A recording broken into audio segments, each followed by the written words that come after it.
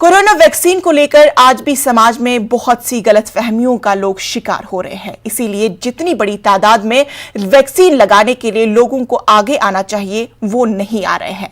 ऐसे में मुस्लिम महासंघ के जिम्मेदारान ने कोरोना वैक्सीन की अहमियत से लोगों को वाकिफ कराने के लिए आज सभी ने नाइडिन में एक साथ कोरोना वैक्सीन का टीका लगवाया और आम लोगों को खास तौर पर मुसलमानों को कोरोना वैक्सीन का टीका लगवाने की अपील की।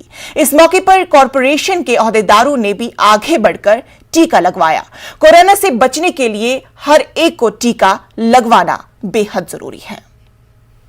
हैदराबाद के इस दवाखाने के अंदर, इस हॉस्पिटल में मुस्लिम महासंघ के जिम्मेदारों ने, जहां पर एडवोकेट एमजेड सिद्दीकी साहब, फारूक अहमद साहब, सलाम साहब, शेर अली साहब ने वैक्सीन लेकर, वैक्सीन का पहला डोज लेकर नांदेड़ की अवाम को ये बताया है कि हम अगर जिम्मेदार हैं तो वैक्सीन हम ले रहे हैं, तो आपकी भी जिम्मेदारी है कि वैक्सीन लें।